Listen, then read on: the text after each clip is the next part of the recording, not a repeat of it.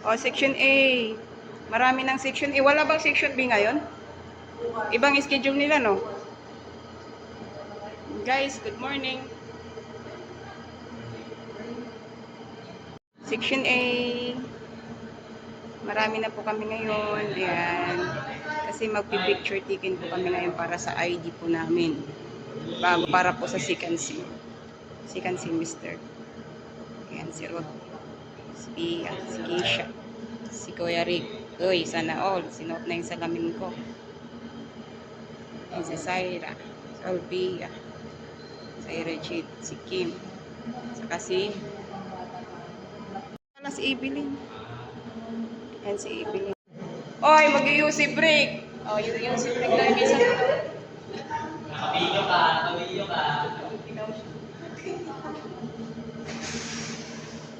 Ano ba ngayon? July 6 kasi magpapicture po kami ngayon, guys. Kami po yung mga section A. Section A.